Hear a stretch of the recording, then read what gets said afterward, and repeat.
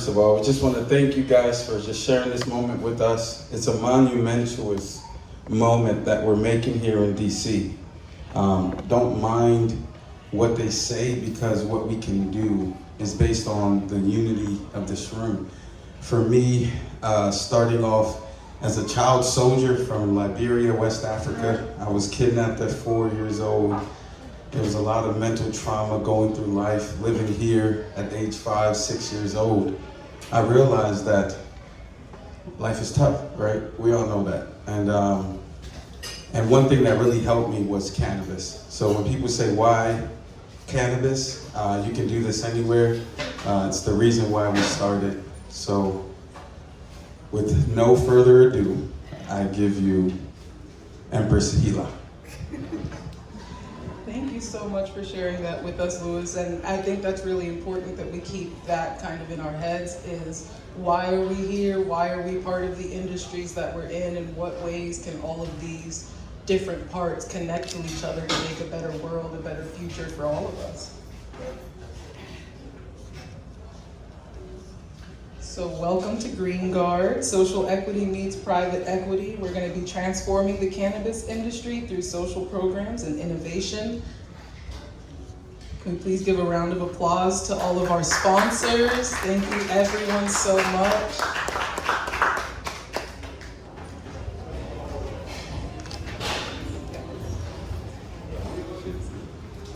All right, we're going to get started here.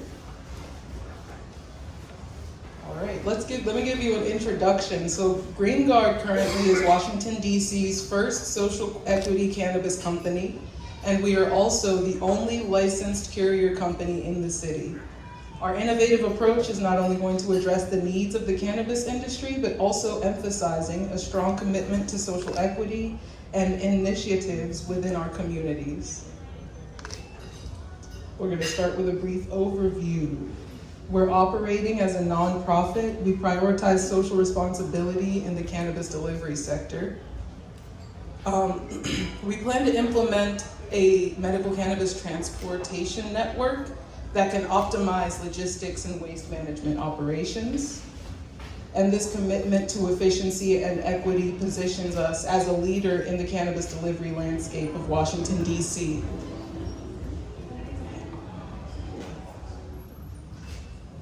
How can GreenGaurd enhance the social equity within the cannabis industry? Now we're looking at not just DC, but by emphasizing social equity, not only can we cultivate community trust and support, but we can also create sustainable opportunities for growth and collaboration within the market.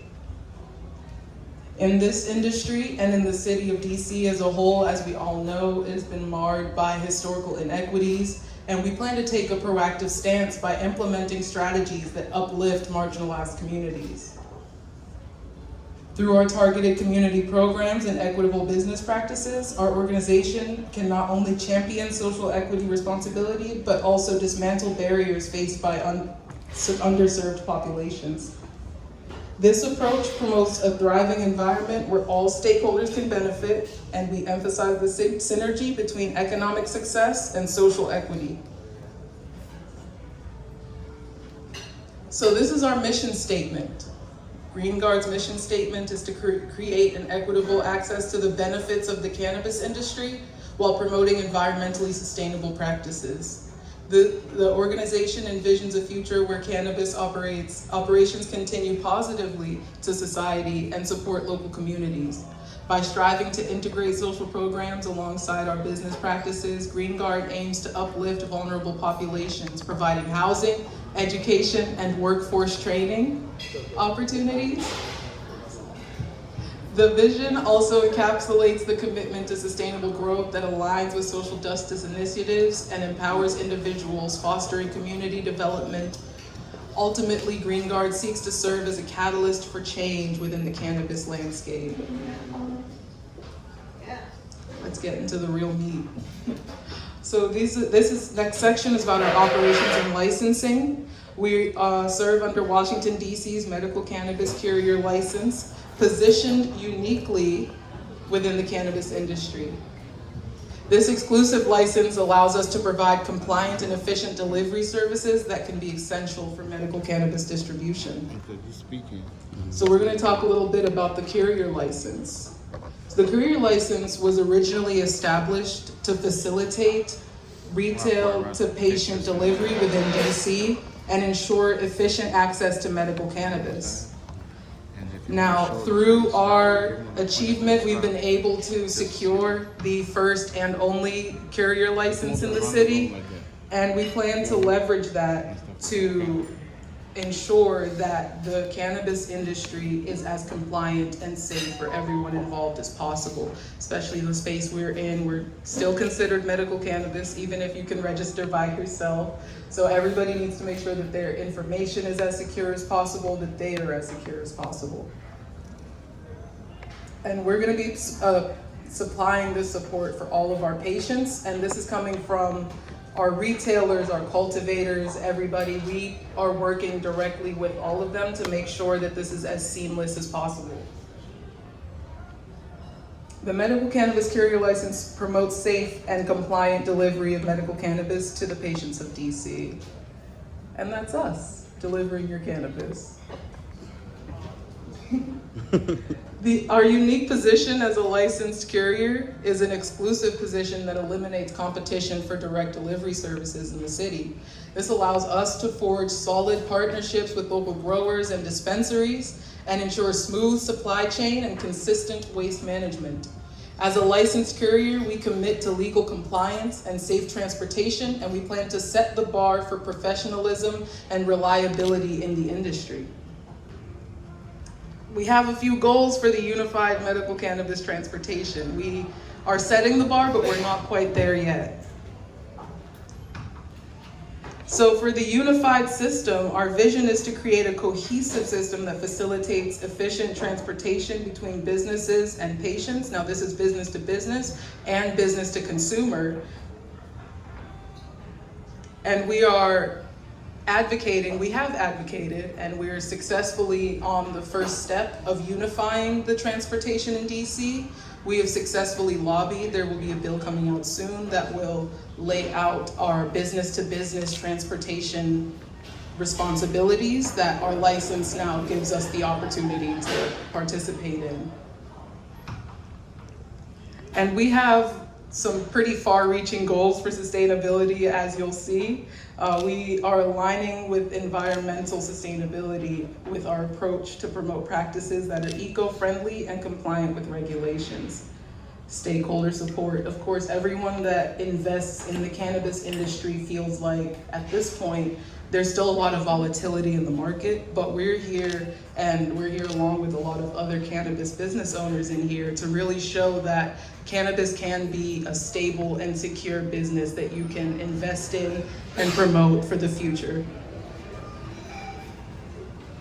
So we're gonna be revolutionizing the medical cannabis transportation. We're advocating for a streamlined system to benefit all stakeholders, from patients, cultivators, retailers, everyone in the industry. We also have social programs and community initiatives. We've been graciously donated 20 apartment buildings in Washington, DC. The first 2 are under construction now. We're going to be setting them up for a returning citizen housing program that will also have education, workforce training, mental health support, along with all of these things as well. So we're really aiming here to foster a more equitable social society while championing social justice along business growth. These do not have to be mutually exclusive things, they can happen together. How does stable housing contribute to reducing recidivism amongst returning citizens? Our commitment to housing not only supports individuals in their reintegration journey, but we also contribute to public safety and community health. I'm not sure if you guys know this, but more than half of the homeless population in DC are returning citizens. And we need to provide a supportive living environment that can promote personal growth and community connection. Our initiative includes access to essential support services tailored for individual needs. Now, this is mental health, physical health, this is education, this is workforce training. So stable housing acts as a crucial foundation for individuals reintegrating from correctional facilities. We are going to foster rehabilitation by offering secure accommodation and reducing the chances of reoffending.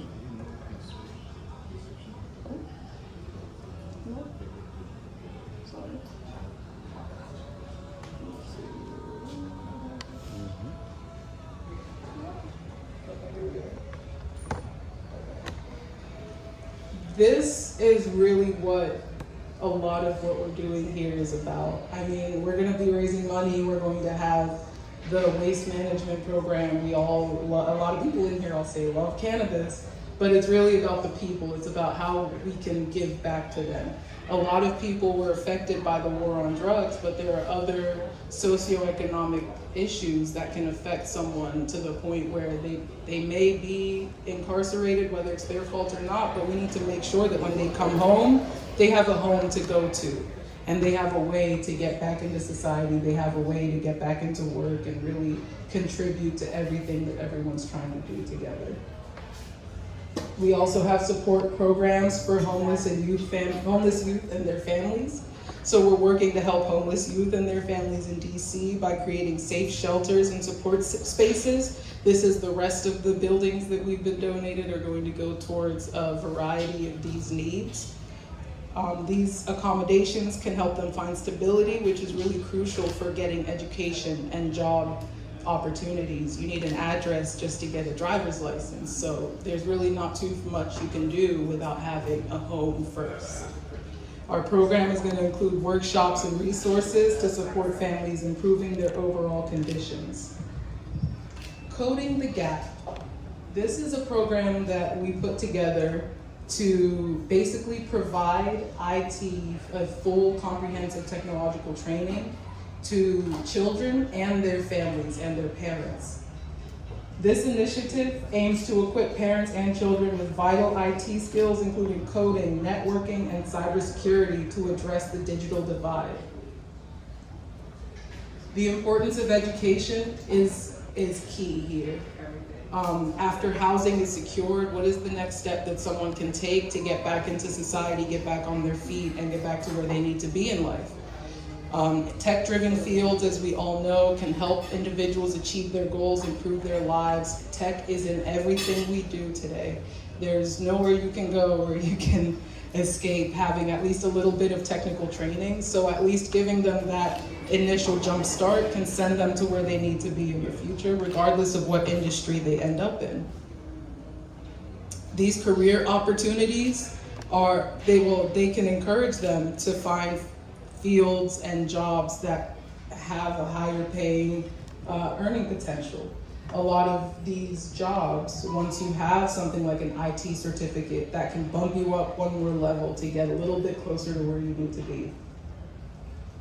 And family participation. By encouraging families to learn together, we can promote a comprehensive understanding of technology and strengthen community ties. So what we plan here is we're going to have the children learning a fairly child-safe version of coding and cybersecurity, but we'll also have their parents learning the real education alongside with it that will be accredited by the University of Pittsburgh, University of Maryland, and some other institutions.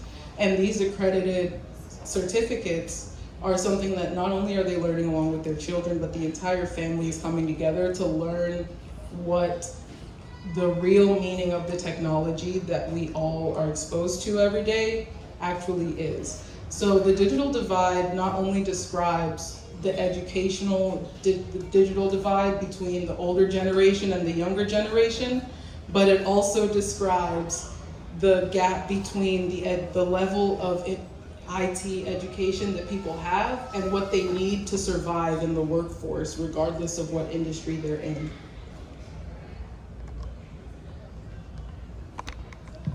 Cannabis waste management. Now this is the big money maker. The management of cannabis waste in Washington, D.C. is fraught with challenges. It has significant implications for both the environment and legal compliance. Current systems are neither efficient nor compliant, and it leads to a need for innovative solutions like those we're offering here today. So what is cannabis waste? Let's talk about it. Cannabis waste includes organic and inorganic materials. Organic materials include the fan leaves, processed flower, residuals, stems, and branches. Extracts and edibles do also fall under organic materials. This is infused food waste, non-hazardous extracts, and vape juices.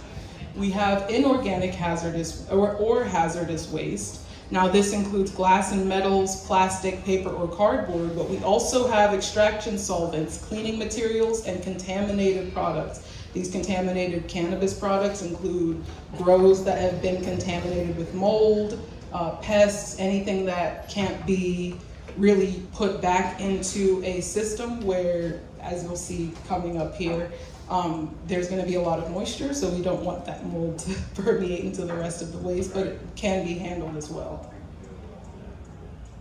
So this picture you see here is a picture directly from one of the cultivators in DC. This is a box truck filled with boxes, and the boxes are filled with bags that are filled with cannabis waste that has, from what we were informed, been sitting for at least 6 weeks in the cultivation center. Now, I'm not sure how much you guys all know about cannabis waste, but it is still a raw plant product. It can still attract pests, it can still grow mold, so it's sitting there for 6 weeks is not very conducive to a thriving market. If one mold spore goes awry, we can lose an entire cultivation of a quarter's worth of work, 3 months worth of work in a couple of days, really. The system really is flawed of how cannabis waste is handled right now. The waste management system is impaired by limited coordination with cultivators and leads to substantial inefficiencies. The current waste collection process involves transporting cannabis waste to Virginia for incineration. So this is not only an issue legally, but this is also an issue for Virginia as well, because this is contributing to their carbon emissions as a state. But these aren't their products that are being burned over there. The inconsistent collection was an issue that we heard about from multiple cultivators in the city.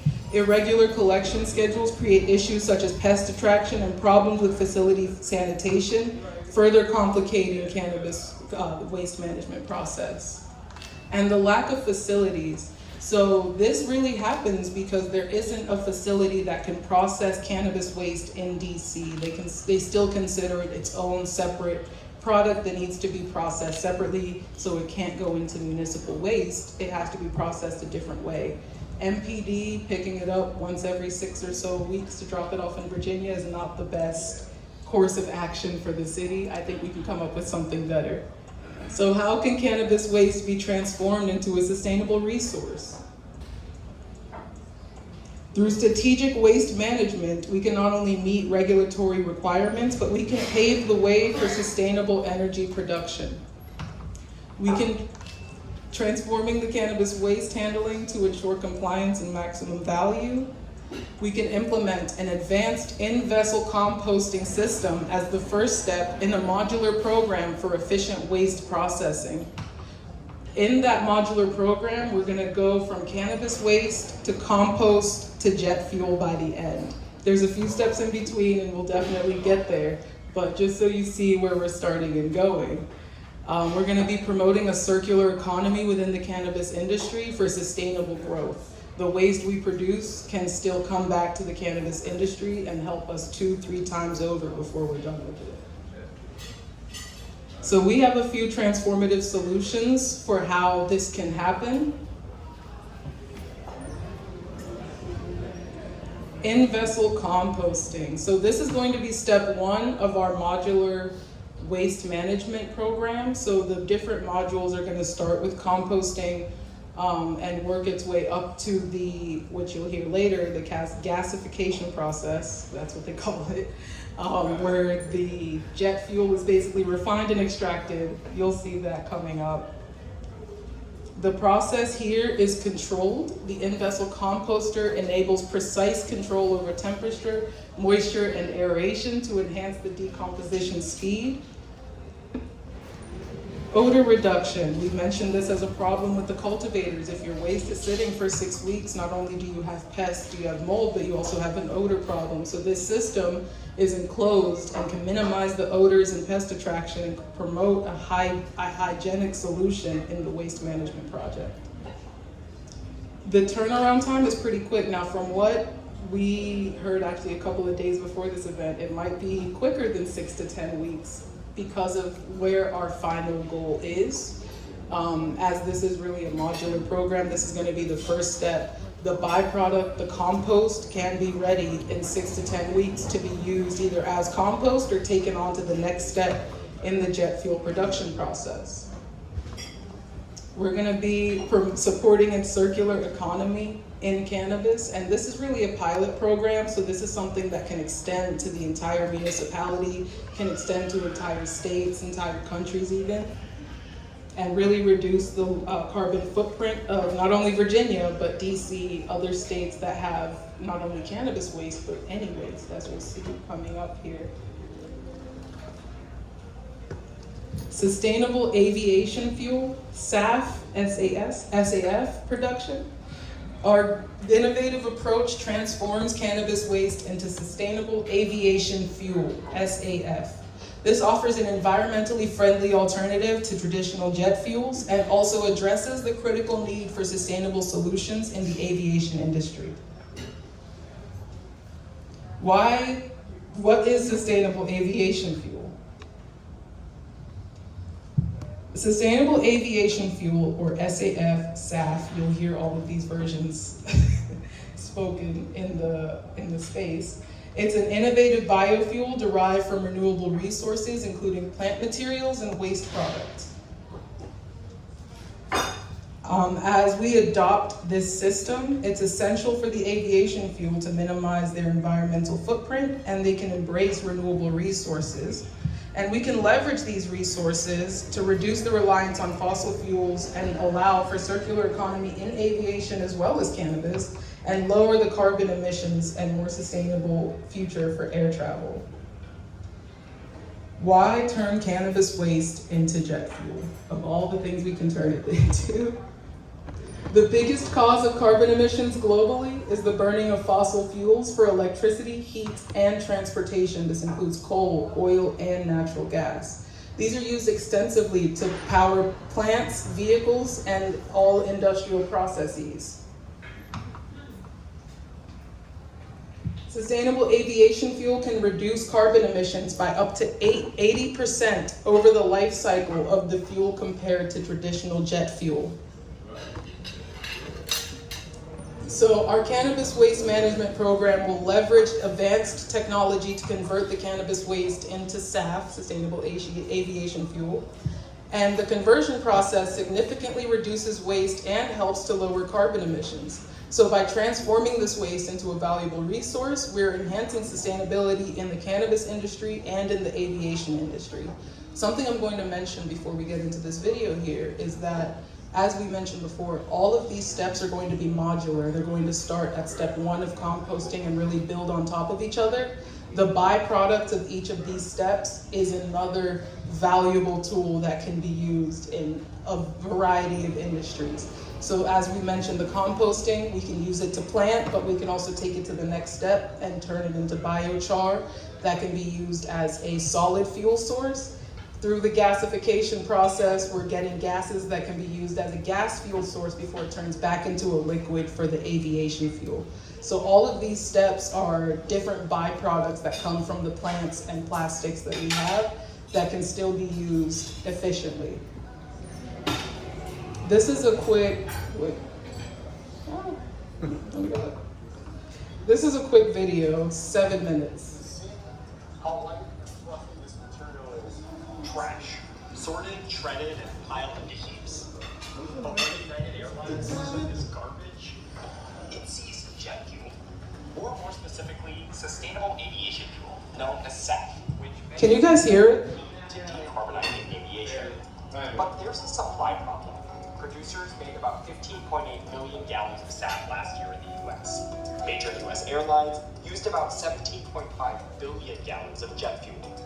We don't have the solution commercially available at scale to really make a difference right now. But we do know what that solution is, and it's sustainable aviation fuel. So airlines and the government are now pumping money into the low carbon fuel sector, investing millions in projects like SAF produced from trash to get this nascent industry off the ground. But will it take off? The aviation industry alone accounted for more than 2% of global emissions in 2021, and its share of the pie is expected to grow.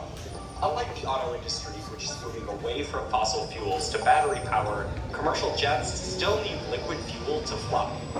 If you look at our greenhouse gas footprint as an airline, a commercial airline, 98% of the emissions that we create and put into the atmosphere are from the use of fuel.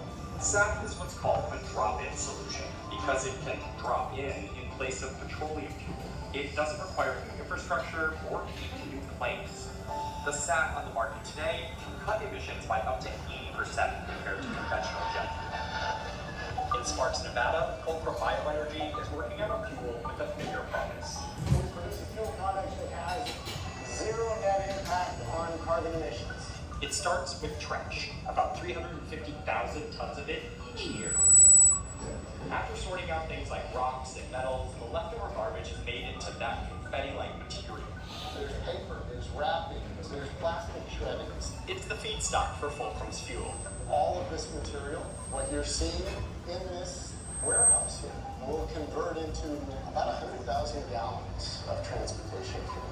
But getting from this to fuel isn't simple. Creating that feedstock is the first part of the process. The next stage of the process is what you see here.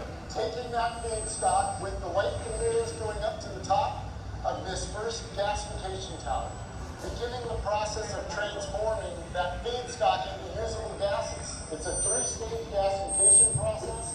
The first stage.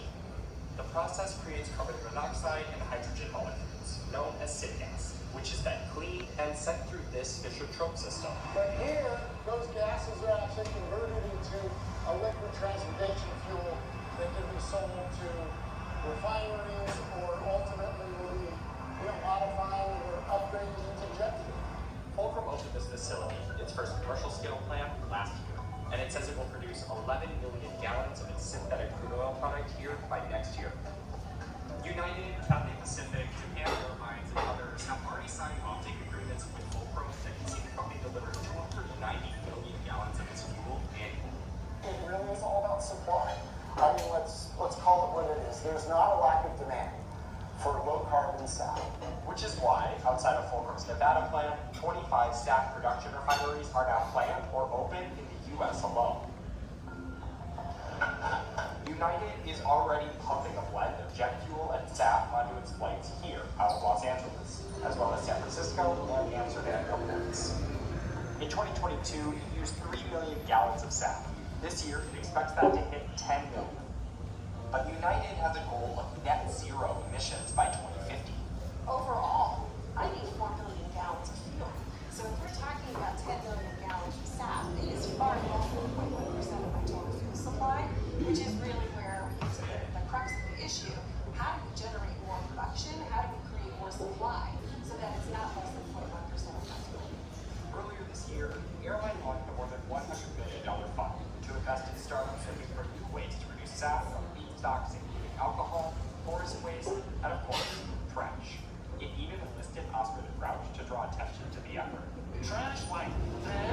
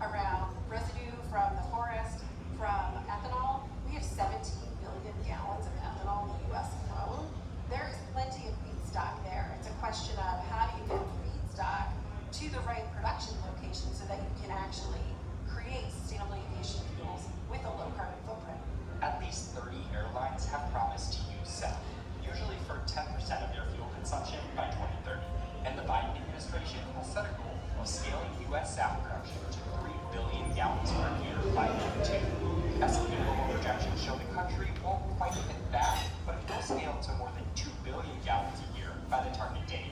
We certainly see the framework, we certainly see the corporate union taking steps in order to increase domestic SAF production. And so even if mandates are not being met, progress is certainly being made. Then there's the issue of cost. SAF is typically 2 to 4 times more expensive than regular fuel. There are long-term markets, and customers are always looking for the best price. And it's uncertain how much tolerance consumers have for increased prices by using biofuels. The Inflation Reduction Act set aside about $300 million for low-emissions aviation technologies, plus $500 million for biofuels. It also established 2 separate tax credits for SAF to help bring its cost per gallon closer to conventional fuel. The IRA was a game changer. It actually put sustainable aviation fuels on the map. This was really a signal to the market, to producers, that the government is committed to building a market for sustainable aviation fuels, and it is backing this as the pathway to decarbonize aviation. And while experts say more incentives are also needed, the industry is now flying with some wind at its back. SAF has had a moment, and that moment is going to continue for a very long time.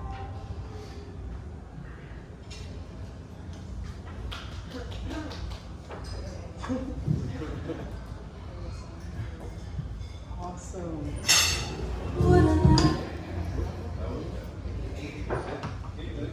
Can you hear me? All right, awesome. Yes, 80%. So the market demand for SAF, as we kind of just saw, is growing exponentially. The global sustainable aviation fuel market was valued at approximately $576 million in 2022, and this is expected to grow at a compound annual growth rate of 57.5% from 2023 to 2030. So as you can see on this graph here, 2022, 2023, we're hovering around that 500,000. We're almost at $1 billion now in 2024. By the time we get to 2032, we're looking at a $14 billion industry, maybe more if we're really able to get the processing plants up and running in the right spaces, in the right industries, and at the right efficiency rates. Environmental and legal compliance. We prioritize both environmental sustainability and legal adherence in our operations, establishing ourselves as a responsible leader in the cannabis industry. By implementing innovative waste management practices, GreenGaurd addresses environmental challenges while promoting compliance within local and federal regulations. This dual focus not only enhances operational integrity, but also reinforces our commitment to creating a positive impact on the community and the environment. So how can we ensure operational integrity and regulatory compliance in cannabis waste? It's all about mitigating our risks. Robust risk mitigation management strategies are essential for any cannabis company, but especially when we're talking about a large-scale waste management operation. We employ targeted strategies to effectively minimize these risks. By initiating a modular waste program, we can mitigate the potential legal complications that can arise from the interstate cannabis waste handling that we know is happening right now in DC. Regularly scheduled audits and thorough reviews can not only foster adherence to safety regulations, but also bolster our operational reliability.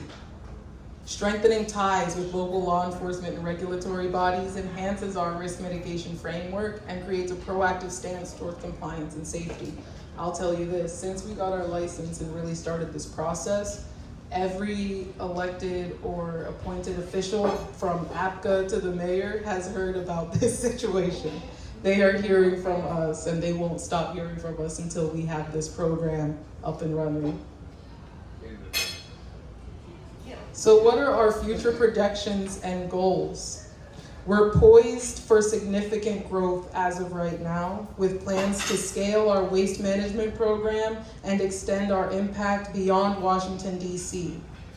We're gonna outline some scalability and expansion goals that we have, and our vision to aim for both national and international influence in both sustainability and community support.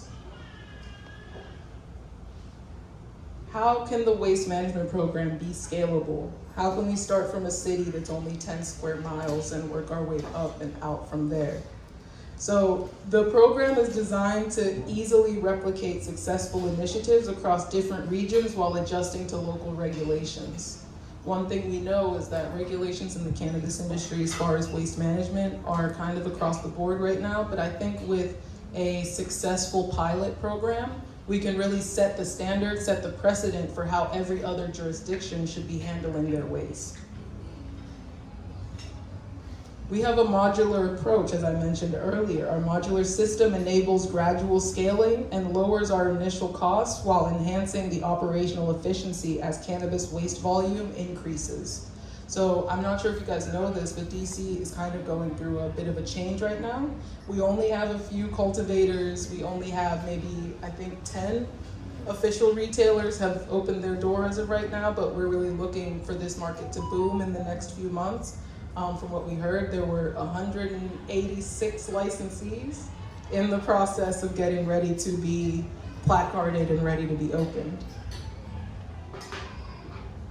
Our goals for sustainability, we are committed to sustainable practices, and we make it appealing for investors, because when you know that something isn't just here today and gone tomorrow, you're able to put your faith and your money behind it to make sure that it gets to where it needs to go. Now, our waste management program is focused on scalability and sustainability through innovative processes. We have big innovative waste management technologies that not only address our own challenges within the industry, but also set a global standard for environmental responsibility. And by focusing on sustainable practices, the sector can create a positive impact on energy production and establish a reputation for the best practices in waste handling. As we said, this is something that can start in the cannabis industry, that can start in DC, that can take over entire municipalities. The city of DC's waste management can be turned entirely into jet fuel, starting with this one point and working our way up from there. So how can transforming cannabis waste into SAF contribute to social equity and environmental sustainability? The integration of environmental and social initiatives is essential for establishing a truly sustainable future where both the planet and our communities can thrive together. By repurposing cannabis waste, we not only tackle the pressing environmental issues like waste management and carbon emissions, but we also create economic opportunities for our communities, particularly for returning citizens who can gain access to training and jobs. Our dual focus ensures that our efforts of environmental innovation can also foster social development. So what we're looking at here is a system where hundreds of jobs can be created and can be served and fulfilled by people who are getting technical training and education through our Returning Citizen program. So this is really our vision for a national and international impact, because as we know, the prison industrial complex does not only exist in DC, does not only exist in the US, it's a global issue that really needs to be handled with care and with precision, as well as waste management. As we all know, this summer was record high levels of heat. And if we don't start somewhere to start making changes in our carbon emissions, it's gonna be the hottest summer of record history for years to come. Every year is gonna be the hottest summer. Thank you all so much for watching this presentation.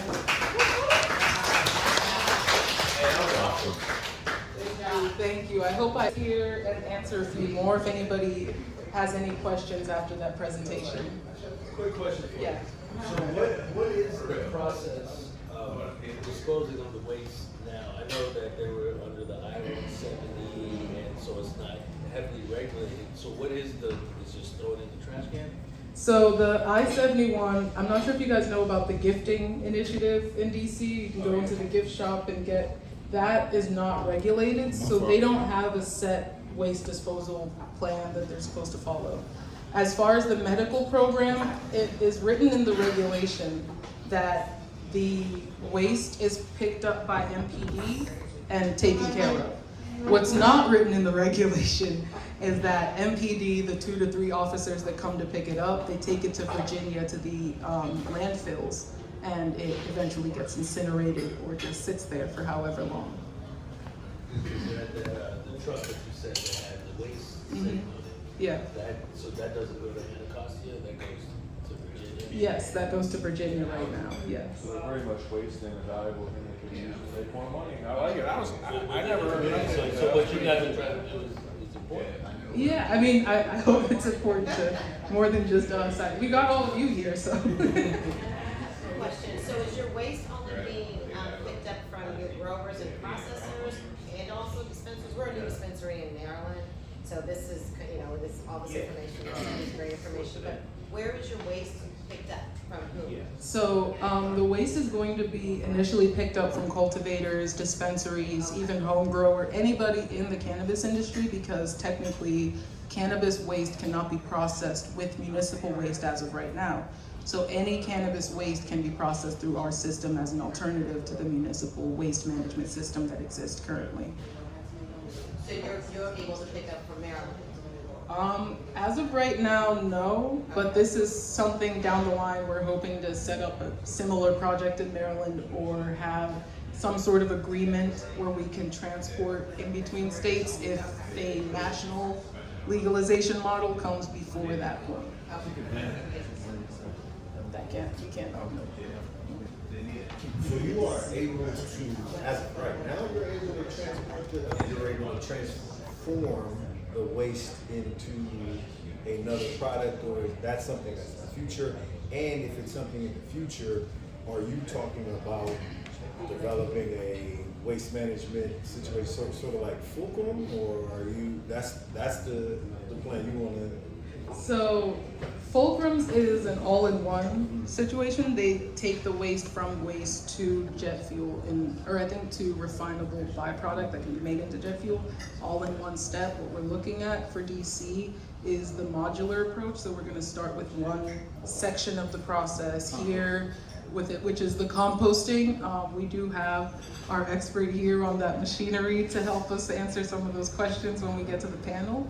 So that's the process we're going to be starting up. The technology does currently exist. We're going to be setting up a project for DC. How long will that take? I'm sorry. How long will it take to get up and really running? That's what it's like. Probably at least 3 to 6 months to have the first step of it up and running, and to get to jet fuel, hopefully by 2025 we'll have something that can resemble jet fuel. Yeah. All right, any other questions? Oh, I'm sorry. Yeah. Yeah, so how long have you guys been a company? That's my first question. And then second of all, I heard you guys say something about a pilot program. Is that meaning that you guys will have training for pilots and have them, be pilots of the planes that you're building? So I'll answer your first question. I'm not sure. So we're kind of what some people may call serial entrepreneurs.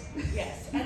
We wear a lot of hats and do a lot of different things. I'll say GreenGaurd has been in existence for almost a year now. We officially got our license at the beginning of this year, and we actually started this project because when we first got our license, the only enforcer in the Medical Cannabis Administration told us how waste was being managed, and said that with the new courier license, this may provide an opportunity to expand and fix that issue.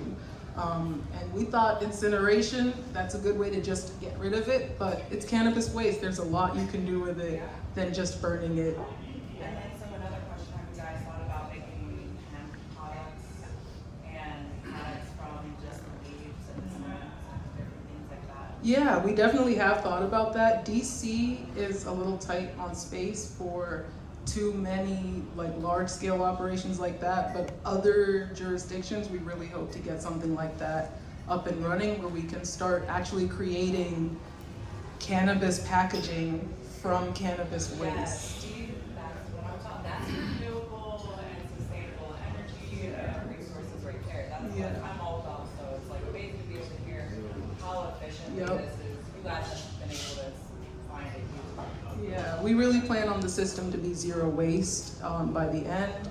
Everything is either going to be electric or biofuel by the time we're done. And as far as the pilot program, we don't have any plans as of right now, but that is a good idea to train pilots.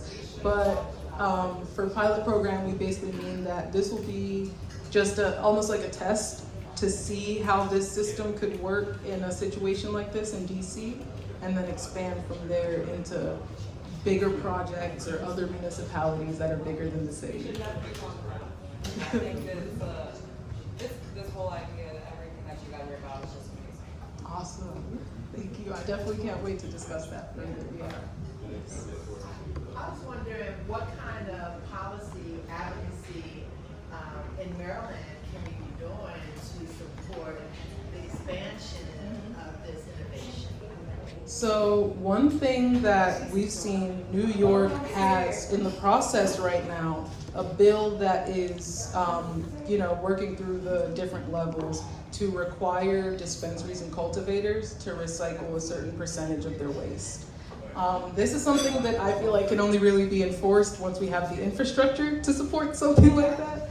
So I think right now what we're working on is really trying to connect with and lobby with the decision makers in politics to make sure that when we get to certain steps, when we pick our location and now we run into zoning issues, they're not a roadblock in our way to really get this project up and running.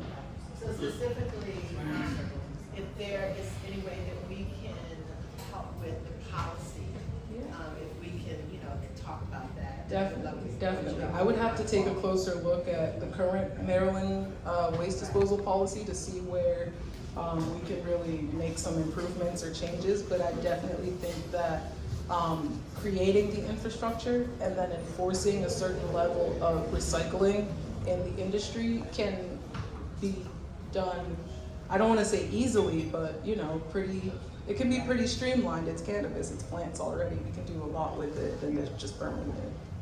Yeah. Thank you also. Yeah, I feel like if there was an ability to let you come take the waste, and they knew that you could do that with it, everybody would be pretty much on board. Yeah. Pretty sure that most people that are in the cannabis industry actually care about the planet, so. Yeah. I mean, this is something that when we talk about interstate, I don't want to say that we're going to be able to do something like that. I think MPD gets away with it because they are MPD. But they do it for free as of right now, so they're not being paid for the time that they're spending. Well, they are being paid, but they're not being paid by the cultivators. So the taxpayers of DC are actually paying right now for the waste management program for the cannabis waste project. Thank you. And that to the tweet. He's working hard, man. Do we have any other questions? Awesome. I'm gonna get the panel up here so we can ask the real experts some questions. Oh, John. Yeah, I guess my question is with the waste products, is that, did we find out if, so when we buy or purchase it from a dispensary that is a manufacturing cultivator, from there it has a due date, right? And from there, are we allowed to like maybe give out free pre-rolls instead of having to just give it away?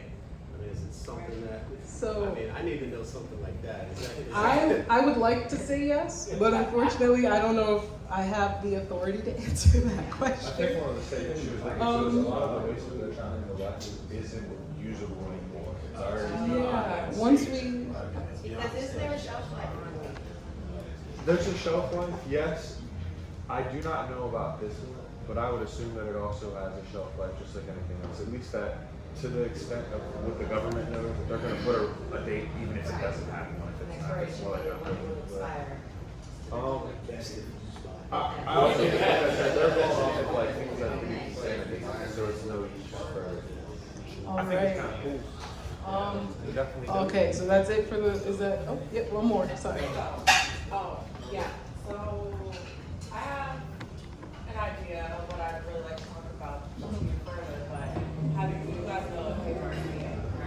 I'm sorry, do we know what? HRCA in Virginia? Yeah, yeah. Okay, so there's plenty of artists there and people there that would be willing to work with you guys and willing to use any of your waste products as well for art and beyond that. So I would love to talk to you further about that. And I wondered, have you ever thought about making drinks? Well, yeah, but I will say the waste, once we get it, we can't turn it into drinks it's already been turned into drinks or whatever it needs to be turned into. Okay. Yeah. So you guys aren't getting like the stems and the leaves? Well, yes, but usually that'll either come from the cultivators if they're actually waste or the manufacturers because some of them use it as well. So we'll really have to see what that feedstock supply looks like when we start getting it in. They do also have to render it unusable before it leaves the facility. So with our program, there's gonna be a few steps in place that can reduce the boxes and bags that you see there, but still render the waste unusable before it leaves the facility. All right, so I'd like to invite our panel speakers up to the stage, please. Everybody, round of applause. Right, I don't mean to interrupt you.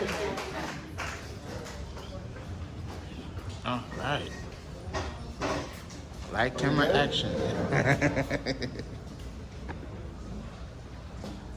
didn't have too many beers to get up on this stage.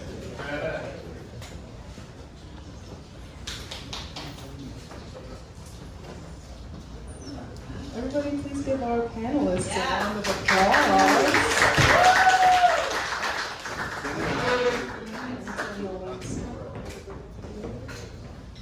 I hope that light's not too bright for you guys over there. All right, everybody start tap dancing and singing. We're gonna judge you. There you go. All right. So I'm gonna start the questions and we can kind of take it from there as far as the conversation goes. Give me 1 second.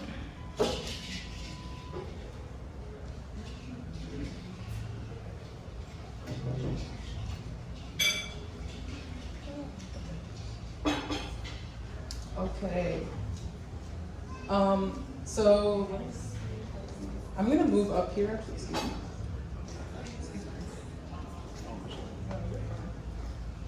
Just so I can give you guys the mic as well. You can answer the questions. We're gonna start with Tom Giardi from Totemic Solutions. Totemic Solutions is a compost technology company, and Tom is the composting expert. So for Tom, waste management is something many people don't consider in the cannabis industry. We discussed the methods of sustainability and processing the cannabis waste. What, in your opinion, is the most scalable way for commercial cultivators of different sizes or home growers to participate in the cannabis waste disposal project? Well, there's all different ways to do it, and the quickest way is to reduce it with dehydration. You can do that multiple ways, but composting is the most natural, and you can get it in any kind of size composter, whether it's a box or a full-size commercial composting system. And we're kind of new to it here in the United States, but people are doing this for decades and decades in the rest of the world. So it's a really simple process. Okay, thank you. Does anyone have any questions about composting or the composting systems? Tom, where in the rest of the world are they doing this on a regular basis? Something that we can kind of get a baseline to how we're gonna do it here? Well, for example, for this, what we're talking about here, the in-vessel composters, they were originally designed in 1991 in Sweden, and they've been used in Sweden since then. What they do there is they put them in communities, and then the whole community uses it for composting for their food waste. It's like give people, you can have RFID cards where you can just bring your card and it opens up the compost, you put your food in, then you close the door, you go home. Now, so that's a simplistic way, but it's, you know, there's thousands of these in use, we just don't hear about it much. It's very simple to modify it for what we're talking about here. I don't have any product to test it with, but it's all organic and it'll work fine. So, how long have you been using this compost system, and what have you found to be the most sustainable compost system for yourself? Well, so the oldest ones of these in the United States are in Ohio. The Ohio Department of Corrections has a couple dozen of them throughout their prison system. The Akron Zoo has one. So these have been around for a long, long time. Me personally, I just have a backyard composter that I mix up myself. You know, a little simple system. How much was that? The backyard, it's like $500. $500? See, that's such a small investment for something that's so huge that it's just like, why don't more people know about it? Yeah. Yeah, so thank you for letting us know. Any other questions? Do you know about how long the process takes to turn into compost from the compost itself and starting that to turn it into the fuel? I don't know how it's going to go to the fuel, because we don't necessarily have to turn it completely into compost to do the fuel. We're just trying to render it unusable. But regular composting with food waste takes 6 to 10 weeks, and then you comes out of the composter, and it's all automatic. Comes out, and then you let it sit for about another month, and then you can use it anywhere on your grounds. Can you refuse the compost for a cultivator? Can they use that as fertilizer? Oh, absolutely, it's compost. So you can, it's all natural. So unlike sometimes using fertilizer, which is usually water-based, this is all natural. You could pretty much feed your plants with the plants. That's pretty cool. So it's a cow.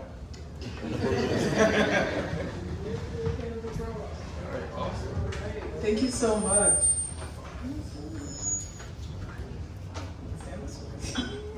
All right, awesome. Thank you very much, Tom. That was very informative. I learned something new, and we've been talking to him since March. So. All right. For Tony, what are some risks associated with marketing cannabis on an institutional scale? So this is something we didn't get too far into in the presentation, but how we're getting to the point of starting this project, starting all of these things up is through private equity. We'll be raising funds with Tony here and his company in order to get to the point. When we met with the city, they told us once you bring the money, you bring the municipal bonds and all of these other financial things, we can support you in getting to that next step. So Tony, how do you think this company can take their risks? So that's a good question, and I was going to say it's good to see everybody, but I really can't see you. But how many of you are really interested in the funding component of these ventures? Okay, it's a reality quotient, right? Everybody. Yes. So ideas are great. So just to give you the backstory, I'm the Chief Investment Officer of Stellar Consultancy, and we work with companies helping them capitalize their vision and their ideas. That's the simplicity of it. And I use that term reality quotient, right? So we've got to get it off the ground. And these guys they have a great vision. They obviously have, I'm not going to curse. Hey, why not? I think it's a safe place, man. They have their shit together. Right? So we're fortunate that we talk to a lot of idea people coming through our pipeline. I probably have 20 plus meetings a week with founders of companies, projects, etc. We've got a lot of experience in the waste to energy sector, but also in cannabis, and they're connecting the two. So it's really kind of a match made in heaven, but there is that, you've got to execute the plan. How do we put it together? And I'm backing into the answer to the question.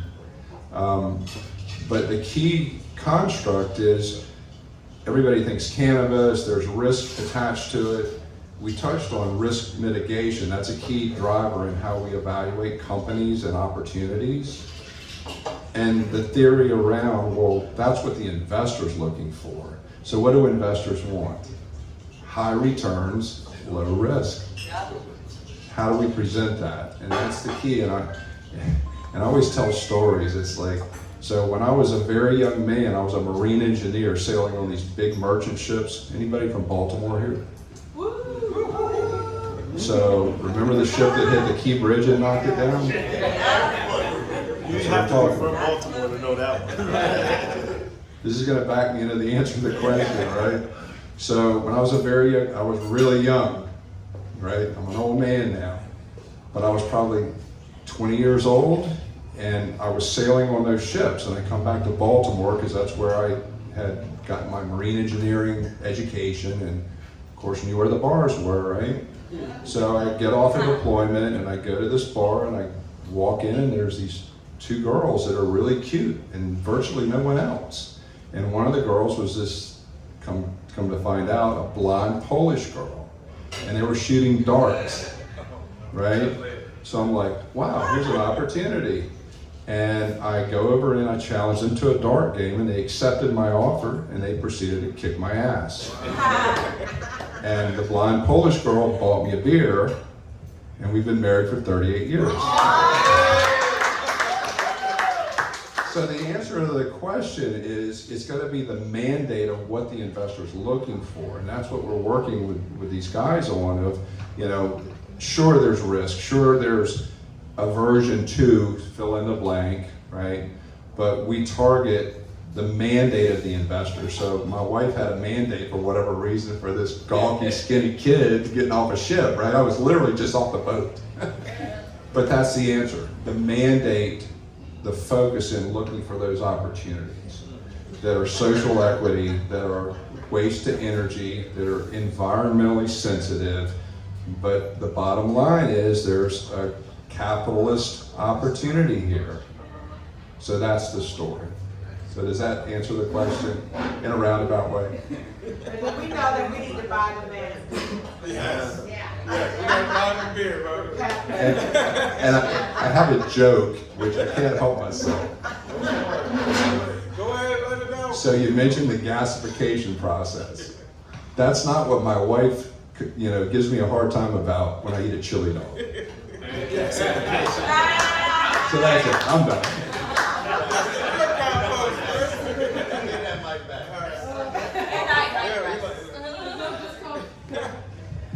Thank you very much. Well, at least we know if you quit your day job, you have something to get back to. Does anybody have any questions? Yes, please. Yes. So, do you only do fundraising in that aspect of the cannabis industry, or do you do fundraising in other parts of getting up a dispensary? Yeah, so we're industry agnostic, and a lot of what we do is data driven, of leveraging technology to identify those best prospects that have the mandate. The best compliment that we get is from investors is, it's like you were reading my mind. This is exactly what I've been looking for. So that's the thing. So it's, you know, although we've got a lot of focus in this sector and industry, it is industry agnostic. But everybody's got to have their shit together. and to clarify kind of how we evaluate, it's 5 M's, is the technology, the methodology behind it. It's the market opportunity, the management team involved that can pull it off. That's why we're attracted to these guys, right? The mechanisms that drive the business and the opportunity, the money component, how do you monetize the opportunity to give the investor the returns, and the moat, M-O-A-T, what protects the castle, right? Threat mitigation, and you already touched on that. So those are the keys that we think about in helping someone capitalize. Does that help? It does, thank you very much. And how can we get in contact? He's right here. Send an email. You know, we are very selective of who we work with, and one thing that Tony and Stella really, they have their stuff together. They got their stuff together because when it comes to the financial model, when it comes to the story, it comes to the pitch, when it comes to getting you in the network of institutional investors, they're the ones, right? They're part of that group, and we truly appreciate them accepting us, because they don't accept everybody, right? But they do look at the numbers, and if it makes sense, there you go. But they, I mean, that company, they exited over like $500 million in capital for companies. So. Thank you for adding that. That was actually a very valuable piece of information. And just across the board, if you would like to contact any of them, I hope that's okay with you guys. After this event, we're gonna have all of their like websites and a little bit more direct of a contact on our website on greenguarddc.org. I think there's a card in everybody's gift bag that'll let you get on. Yeah, if you scan the QR code that was in your gift bag in the notebook, you can get directly on our website. There'll be an event page, and that'll have all of the information about our sponsors, including our panel speakers here. Great. Thank you. Yeah. Okay, does anybody else have any other questions before we go forward? All right, awesome. Marcus, what are some overlooked aspects of the industry that may provide some unique investment opportunities? What's Marcus? What does he do? Oh, yes, please. Yes, please. Oh, please, guys. How everybody doing? All right. So, I would say I had a pleasure to talk with Tony here on the call, and sharp guy. He's right on point. When GreenGaurd, when these lovely people came to me, I was super interested. I do investments, primarily in the development and real estate space. So currently I have 23 buildings in Washington, D.C. Thank you. Comprised of a little over 60 units, and my focus is in the affordable housing space. A little over 80% of my units are affordable housing. And I think it's needed. Thank you. Yes. I'm a native Washingtonian, and so to see this city transform inside and out really spoke to me, and I decided to do something about it. I want to double down to the real estate space. Tony didn't mention this, but he dabbled in that sector as well. So we kind of had affinity there. So GreenGaurd I'm looking at it as an investment in the future. And when I analyze a deal or a company or anything, I look for certain factors to invest in, and the metrics just line up. I mean, I vetted and asked them 1,000 questions about everything, and I just think it's the wave of the future, and I think it's overlooked, and they've got the right path forward. Does that answer your question? Anybody? Can you repeat the question? That's a good question. Okay, what are some overlooked aspects of the cannabis industry that can provide some unique investment opportunities? Perfect. So I think the overlooked aspect of the cannabis industry is the transportation courier space. As I look at the market, especially in DC, and you mentioned y'all are in Maryland sector as well, I see, just from hearing the news, I've seen break-ins, I've seen different things happen, right? So I think it's a security thing as we move into the new frontier, right? Or whatever this looks like. I know we're battling municipalities and government, all that type of stuff. But I see the transportation, and also where I come in is the land and the real estate enough to cultivate, grow, where the modules are held, to all that. I think that what's overlooked is the infrastructure of cannabis. I know there's a side of sales and there's a side of, you know, whether it be dispensaries or gifting shops or whatever. I think what's overlooked is the security, the delivery aspect of it, and as well as the building, the industrial space. And so that's where I come in with that and finding the bridge between the two. Cool. Yeah. Any other questions? Yes. So do you have your own transporting company, or do you invest in those companies? I absolutely invest in them. The transport company, they are the only, they have the logistic license in Washington, D.C. They're the only ones that's able to transport cannabis. So it's really them on that aspect of it. So next, So then how far do they transport? How far are they able to transport out of DC? Just in DC? So just DC then? Just Okay. DC. The license in DC. Okay. For today, right now. Understood. Yeah. Come back at the next event. Hey, I'm a Virginia born and Maryland raised girl myself, so the whole DMV area is definitely in need of every single service that you guys are talking about. So I would invest in the transportation side and then partner with them with the industrial space. Awesome. Okay. Thank you. So with you being in a real estate environment, as far as zoning issues, because I know Maryland is a whole different animal. Yeah. And are you planning on using some of your properties for?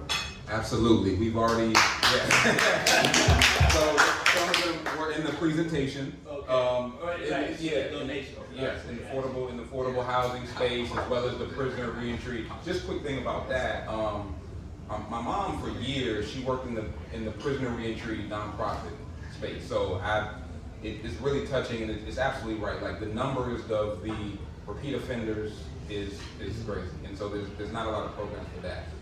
But back to the question, yes, some of my buildings would be used for that. I have residential and commercial space and mixed use space. Currently, they're all in DC, but if there's an opportunity, man, I'm all ears. That's what I was gonna ask in regards to what the buildings and space, do you have land that you have that you're just working with, or are they all commercial? So they're all, right now, they're structures. The land that I have is in Virginia. I'm in the beginning stages of that. I haven't got yet to like see what's available and how much building. I just have the land. Okay. So, but the structure. Any other questions? Do you plan on investing in properties in there for like their potential growth? Absolutely. It makes sense. It makes sense. Where are you guys? I'm sorry. Where are you guys from? Prince George. Okay, Prince George. Okay. Yeah, that's top school. You'll start shopping tonight. Yeah. Awesome. Anybody else? Hey, thank you so much. Thank you. Thank you, Marcus. We really appreciate answering everybody's questions. This is some really valuable information we're bringing today. Just a quick answer. Yeah. So, Stephen, we have one question for you. So, you're with the Southern Maryland Experience. You guys are hemp producers. So, coming from another side of quote-unquote cannabis-ish, but not really cannabis, but we're really talking here about large-scale productions of agricultural waste that can be produced. So where do you see large-scale cultivators and grow operations? How do you see it as the easiest path forward to partner with GreenGaurd, but also continue their sustainability goals? Could you repeat the question? Oh, I'm sorry. So as a large-scale operator yourself, where do you see other bigger operators really fitting into the GreenGaurd project, but also fitting into sustainability and, you know, that kind of space in general? I'm really bad at public speaking. So You got this, man. Yeah, we're back for you, bro. You good? You're in a safe place and we love you. Yeah, you're good, you're good. Don't be shy. I see, obviously the integration of sustainability through, the packaging and stuff, trying to work with, really I see all these companies that are popping up and, they don't have sustainability in mind. You guys definitely do. You guys are doing it different. This is a slightly different industry, but, I see the hydrolysis generator, which some people are doing, like plastic waste to diesel fuel. And that, what you guys are kind of doing, reminds me a lot of that. And I think, we need more of that in the space, like all industries really. I mean, I don't see why it just has to be limited to the cannabis industry, everywhere. Yeah. Does that answer the question? I'm sorry. Yeah. Can I ask a question about how much waste do you get in the hemp industry? Like, how much waste do you get, and what is the process of you guys getting rid of that? So typically when I work with waste, right, I'm usually extracting it for like terpenes and stuff. I mean, you have like the sticks and stems, which that kind of just gets thrown in the trash, to be fair, because it's not super a lot of regulations in the hemp industry, but the material that is usable, there's extraction grade stuff there too, right? So like your trim and stuff, you really want to use that for either terpenes or distillate, because you could use some trash, the indoor stuff that no one really wants, and you can turn it into, some 90% THC distillate, or, same thing with CBD distillate, you can turn it into some really high number stuff, and really turn that waste into that. And that's typically what I'm doing with the waste, is either making distillate with it, or, extracting terpenes, or, because, the flavor's still there, all the terpenes, they're still viable, as long as, the material's not been, sitting in a warehouse and it's not moldy. But there is some instances where you can use like CO2, and CO2, just as a natural solvent, it can actually kill mold, right? So you can start with moldy material, but then, somehow you end up, the CO2 kills all the mold, and then, when you have your distillate building, there's no mold in that. I mean, there's still trials being run with that. It's mainly like being done in like Canada, not so much here in America, but that's... They're doing the research and just not telling us about it. Yeah, for sure. Millions of dollars on weed for as long as I've been on this planet. Yeah. The government has, they just don't tell us. Yeah, for sure. Well, they're at least buying from like Burner. I don't know if you know who that is. Burner from cookies. Hallie, he's been literally, does a government deal where it's like $50 million in the pocket for testing, but we don't know nothing.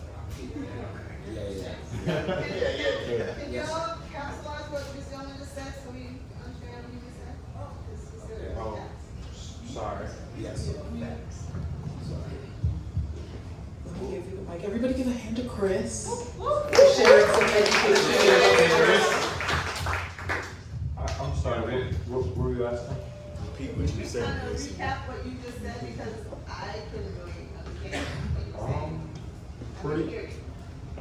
Pretty much, I was just getting to the point where we could pretty much just go into the point where we were going to.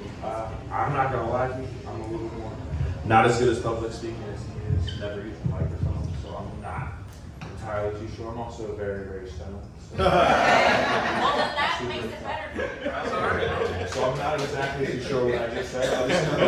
It was relative to the law. We're talking about the government is just spending a bunch of money on. Oh yes, they've already been doing research for a long time. Who's that? The government. They've been spending. Yes, the U.S. government has been spending our tax dollars on weed for a very long time. That's why you were buying weed 15, 20 years ago. You could get stuff that if you knew the right people directly from a medical lab before it was even legal medically in Canada, California. You could get stuff. So I've heard a little bit about that, but I also thought you were responding to what he was saying about recycling. Oh, yeah. So he pretty much can tell you pretty much everything about that, because he's actually, I actually have questions I want to ask him, to be honest with you, about, he pretty much can, he's in the aspect where they have to go through all these regulations to do all the shit that he can just do, because, and it's pretty much the same as, kind of like a federal loophole that he has in there. It's actually kind of a cool question I ask. He pretty much can utilize all of the plant matter for everything that he wants without having to turn it into it. So basically, what they want to do is they want to take whatever remainders are, which is still a great aspect of it. So they're pretty much just playing into each other. his aspect from theirs, they can't use as much because of all the regulations that they're hit with. Also, I'm sure in DC. So that's what. Yep. Because he has that federal loophole with 2018 Farm Bill that they passed, that he does not have to do as much as they do. So they're required to, I guess, render it unusable. I'm very unfamiliar, or not familiar with any of this. This is all new to me. I'm just acquiring it to a great deal of knowledge now because I love weed. I love weed. Hell yeah.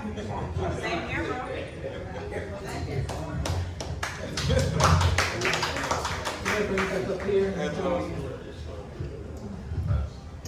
But so to expand more on it, right? So in 2018, Donald Trump legalized the Farm Bill. So originally it was intended for like hemp fiber and stuff, you know, but through that came ancillary products like CBD products, CBG products, CBC, CBT, all the other, you know, cannabinoids. There's about 134, 135 different cannabinoids in the hemp plant, right? There's lots of terpenes in there too. That's only a small portion of the hemp plant. And you know, essentially, the only thing that is currently illegal is delta-9 THC, right? So all other 130 some cannabinoids, that's pretty much where we come in, you know, then that's just what we do. And doing that on a federal level towards, you know, federally legalized. So like most of my clientele, that's like, you know, Florida, Colorado, you know, we're not restricted by state boundaries. And that's really like the biggest goal, I think, and something I really love. So another thing I think would interest a lot of them, because I see a bunch of entrepreneurs out here that probably would be willing to invest in types of things that put your nature is like, you should explain to them a little bit more about how you can ship across all 50 states. Yeah. Oh, all 50 okay. states. Come on, man. You're missing the biggest point.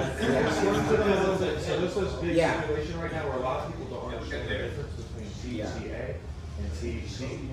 And they don't understand that delta-9 that's illegal right now is required to be under 0.3 to be federally legal for you to ship across the states without being, you know, any type of serious crime. It's actually only state illegal, which You're talking about Delta 8, Delta 9? Delta-9. All of it. THC. But you can, so Okay, right now, right.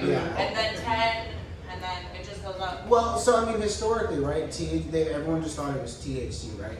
But then, you know, around like 2010 or so, they started to do actual research. You know, when the actual research started to come out, and they discovered that, you know, THC first appears in its acidic state, right? Yeah. So, and then that would turn into delta-9 through, you know, heat and all that. And that's really where this big thing comes in, is, you know, that working with the A there. And I'm sorry, I lost my train of thought. No. You were on a roll there. You were talking about the THC, Delta 9, and So, I mean, essentially, THCA is pretty much just normal weed. But for all intents and purposes, due to how it is worded, it is considered hemp, right? But it's pretty much the exact same thing, right? It's just legal. It's just, according to federal law, it has been established. And it's been... And it's only, hasn't it, so when was it Delta 9 officially discovered and made legal? Officially, Delta-9 was originally discovered. There was I thought it was THC. It was around 2010 era, and like that, 2010, 2011 or so. Then they found there was, you know, THCA, and they made the distinction in essentially splitting, you know, THC into Delta-9 THC and THCA. I mean, there's also Delta-8 and stuff too, but Delta-8 you need isomerized, which is conversion. So that's the process of converting CBD into other things, right?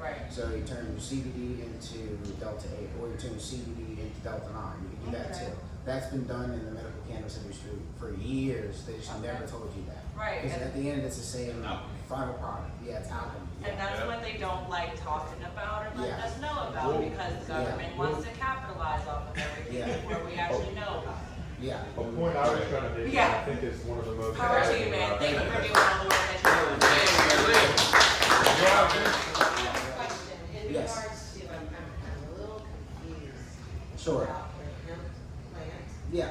Cannabis. Yeah. Is it two different plants? No, it's the same plant.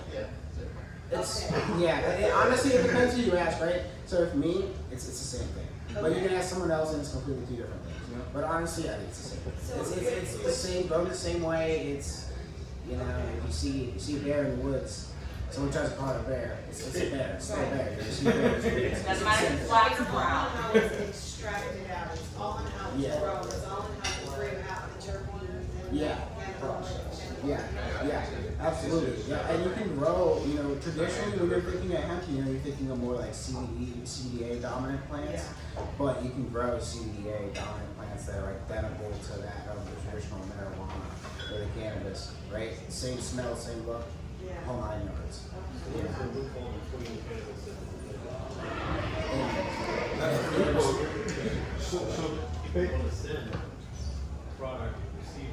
Yeah.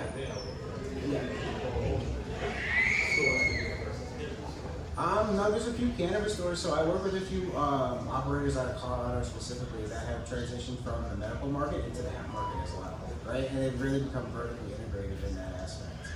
Try to cover all markets really. It's just a different traditional market, you know? I feel like it's definitely for you guys who are already in the American camp, it's definitely something you guys should look into. What I was trying to get him to explain is that the difference between THCA, which he's legally allowed to ship off of the state, and weed that you guys sell, is that I don't know the exact process, I'm not a scientist by any means, but the way that it's explained to me is that you basically have it tested a little bit earlier in this process, and it'll allow, or you can do the actual, he would know the actual way of how you make it.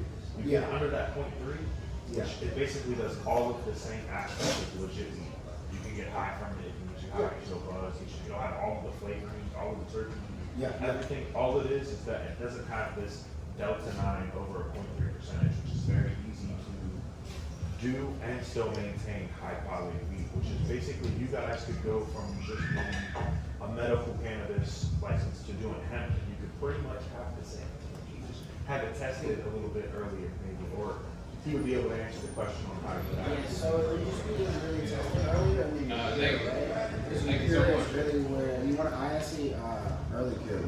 Just early cure, really. I mean, there's a few people out there that'll tell you it's like a nitrogen deficiency, but I'm just gonna tell you it's just when you test and how it's cured. That's really it. Same thing, same way you grow it, just when it gets tested. I mean, there's different states too, right? But you can't grow THCA hemp products in Maryland. I believe the only couple states currently is like North Carolina, that's where you can do it because it has to all go through the Department of Agriculture, right? So instead of being regulated by like the Medical Cannabis Commission, it's just all under the Department of Agriculture and all their rules. So they do all the testing. There's certain Department of Agriculture that use testing methodologies that convert it and take conversion and like, you know, convert that THCA to delta 9. But then there's, you know, other departments of agriculture that do not do that, and that's really where that would come in. The specific testing methodology would be like HPLC, high performance liquid chromatography. So is your farm here in the area? No. So I don't do any farming here in this area. If we do farming, it's either West Coast or Florida, or we're looking to expand into the Carolinas, North Carolina. Mainly everything I do here is like processing related, like making hash, cartridges. We're moving our gummy production from Alabama to here. And then, yeah, pretty much trying to have everything other than the flower aspect grown here. So you're allowed to have it transported from other states? Yeah. Yeah. That too. Yeah. No, we just use USPS. I'm Harvard. I know the postal inspector at the USPS. We talk every once in a while. We're good. You know what I do. So coming from somebody who's in Maryland but not in the position that they're in the legal side, the medical side, how would I go about it? How vigorous of a process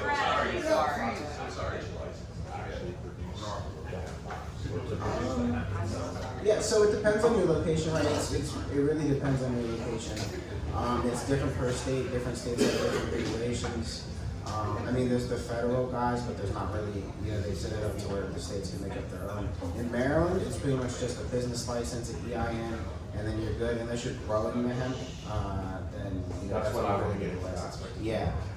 So that would just be, you know, contacting the Department of Agriculture, and they'd probably have more info for that. There's generally an application period. There's a pilot program, and then there's a research program. But it really just like depends on the state. I'm only familiar with like Maryland. Well, that's why I'm in Maryland. Oh yeah. I was curious about for the growing aspect. Yeah. Honestly, I don't think that growing hemp in Maryland is the most efficient.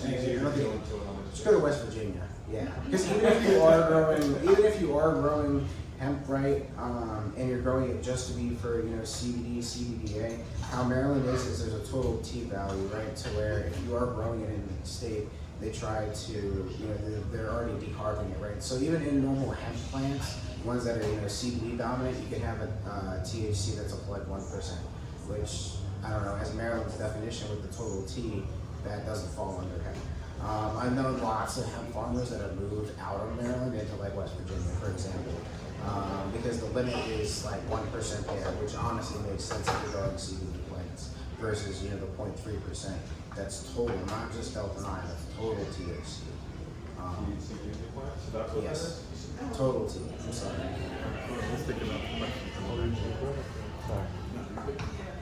I want to drop in with the hemp. Yeah. Pure Shenandoah, out of Shenandoah, Virginia. We have all the farmland that we need for hemp, and we're buying more every month. So we're established. We've got all the connections in the city. Yeah, yeah. We've got the government grants. So yes, please. Cool. Yeah. So that was extremely informative. I'm not gonna lie. Thank you guys so much. Thank you guys so much for having such engaging questions for our panelists as well. You guys are amazing. This was absolutely phenomenal. I could not have asked for better responses. I couldn't have asked for better questions from you guys. This was very educational and informative. Does anybody have any other questions for our panelists? Yes. With you and you know, just like with grapes in California, and they, you know, because you need fog and you need the soil. Is it the same with hemp and plants where you're planting and there's more soil that's better than others? Like, are you getting better weed in hemp in California versus Maryland? Yeah, for sure. Well, I'd say that honestly, yeah, it really depends. You know, there's different soil densities in different areas, and so I mean, I personally don't grow in the ground. I make my own soil, and that's my personal preference. That way, I can control everything that goes into it. So basically it goes off of yes, if you consider that California has outdoors. We can't do outdoors full year because we don't have the ability to see the weather. It'll pretty much do. It's pretty much the same, essentially the same thing as growing wheat or regular traditional plants. He's just doing different things with them, and they're not containing the same things that you guys are doing. But in Maryland, most of it, I'm pretty sure all of it has to be regulated. And why I ask that is because in our dispensary, we want to be able to have things that are different from the other dispensaries, right? So we want to be able to say, you know, we've had this tested, this grown, this aspect is put into it. So I'm different from there. You're going to come to my dispensary because I have a different type of product. And so you can do that. So there are things, okay. And so I would come to someone like you, like a scientist. Are you considered a scientist or lab? What do you consider? I consider myself a scientist. Okay, so I want to look for scientists and like things like that. The mad science, like I'm He's got all of those. I'd say more specifically, you're looking for an organic chemist. And that was also what I was told, that you can't really say that you have organic products because everything, you know what I mean? How they determine if it's organic or not. Yeah, I mean, so there's just regulations put out by the USDA, right? So there's certain methods that, you know, as long as it meets the generally recognized as safe, you know, you can get that. Right? So you can get technically organic with like ethanol or certain extraction methods. There's some extraction methods like, you know, propane and stuff that you can't get that, but like natural salt, ethanol, CO2, you know, those are organic. Because we're wanting to be more holistic side of it. That's what we're promoting. Holistic, organic, pure, that type of intensity. So that's kind of. There's a lot of women out there. Yeah, that makes sense. We need to talk to you. Yeah. Thank you guys so much. I'm glad there was so much synergy just between the panel speakers and the audience. This is amazing. Thank you guys so much for answering all of our questions. Very well.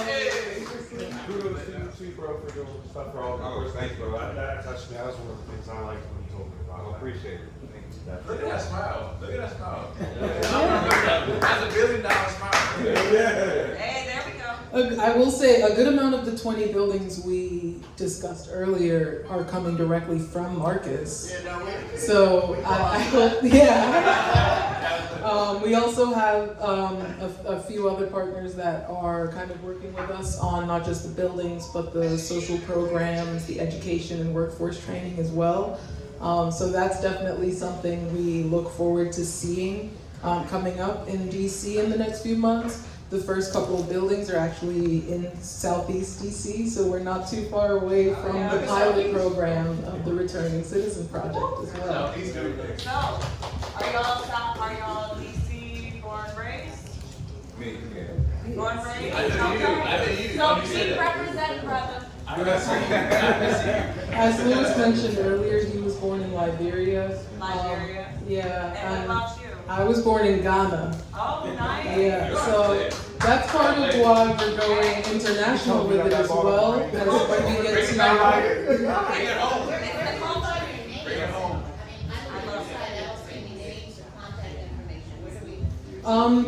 I think our contact should be on there, but if it's not, there's a contact form. Just put your email in there, or you can find us on social media as well. The GreenGaurd DC is across all social media. I'm Hillary. That's Louis. Yes. Awesome. Thank you guys so much again. A quick round of applause for our panel speakers. That was amazing. Okay, I have some raffle prizes for everybody. I hope you guys kept your raffle tickets.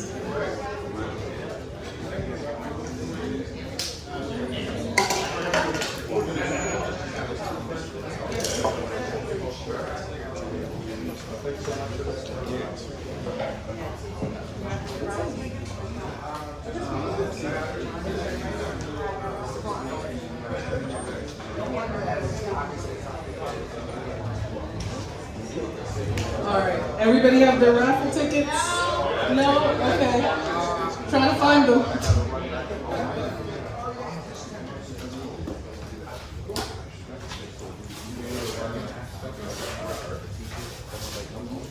You guys should also promote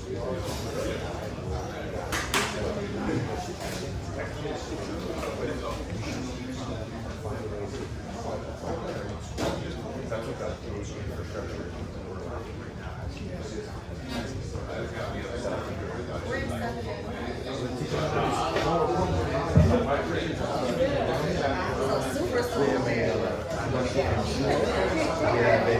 cannabis practice and then you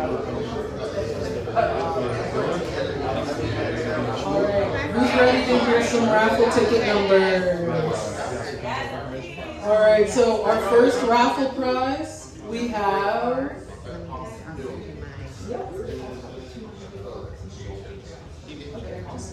So we have a t-shirt here from the Southern Maryland Experience.